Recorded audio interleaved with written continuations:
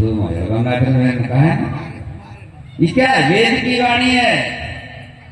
यही हमारे पूजा उपासना का सार रहस्य है कि जीवन को मधुमय बनाओ, जीवन को मधुर बनाओ।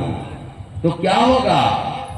आंखों से माधुर्य का दर्शन होगा, कान से माधुर्य श्रवण होगा, वाणी से मधुर बोलोगे, हाथों से जो काम करोगे उसका फल मधुर अर्थात सुखद होगा, अच्छा होगा। हमारे ज्ञानेंद्रिय अगर मधुर हो जाएंगे, हमारे कर्मेंद्रियों से हम सारे मधुर काम करेंगे, अर्थात सुखद काम एवं शुभद काम करेंगे।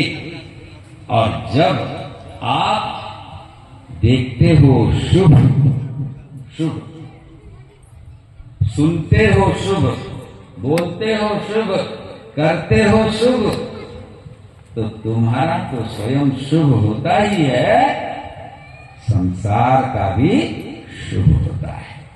और ये शुभ होता है शिव की उपासना से। भगवान शंकर को आप एक बिल्व पत्र चढ़ाते हो।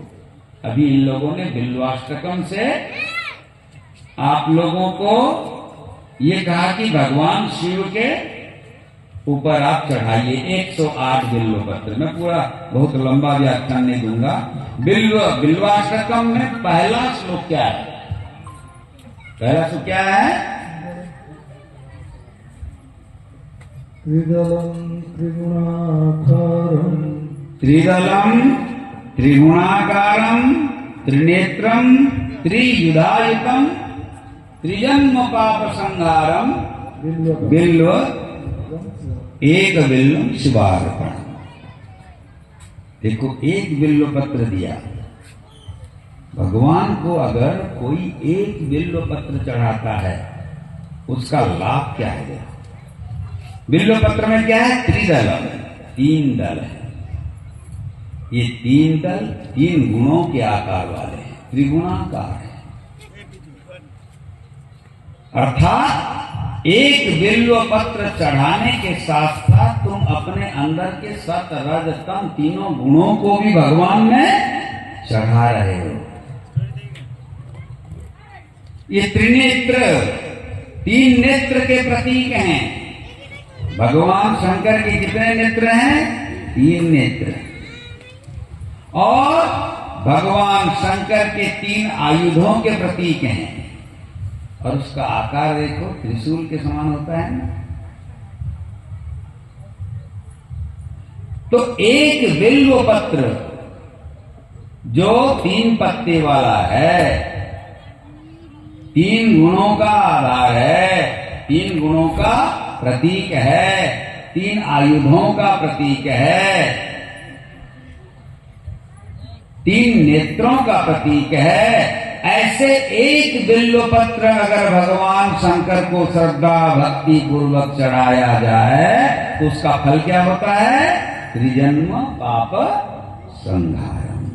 हमारे 3 जन्म के पाप मिट जाते हैं।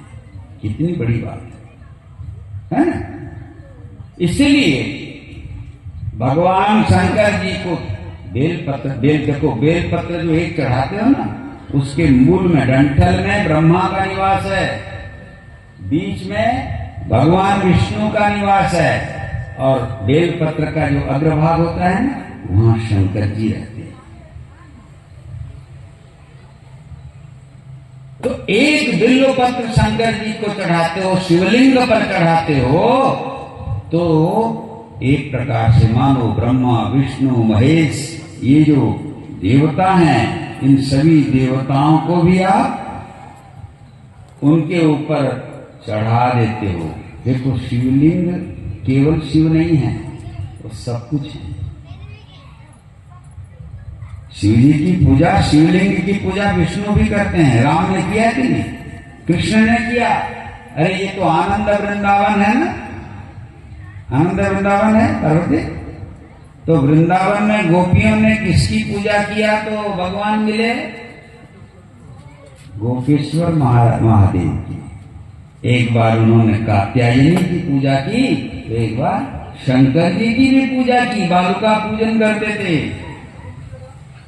बालुका लिंग बोलते हैं ना, भगवान शंकर की पूजा करते थे।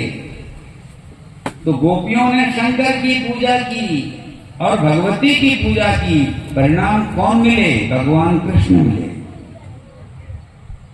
तो कहने का मतलब ये है कि ये छोटी चीज नहीं है।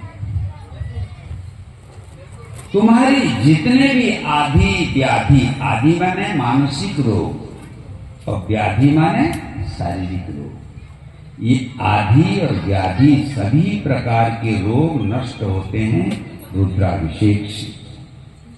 उसके बाद जितने प्रकार भी ग्रह दोष पीड़ा इत्यादि सब नष्ट हो जाते हैं। इसीलिए बड़ी महिमा है। जो लोग श्रावण महीने में या जब भी चाहो ओम नमः शिवाय मंत्र को लिखकर बिल्व पत्र को चढ़ाते हैं, उनके सारे कष्ट दूर हो जाते हैं। होते हैं ये कोई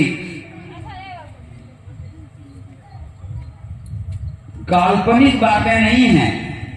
शिव की जो पूजा करता है, पूजा करते करते एक दिन वह स्वयं भी शिव बन जाता है। समझ गए ना? तो शिव का मतलब कल्याणकारक, जो कल्याण करने वाले हैं देवता हैं, वो शिव हैं।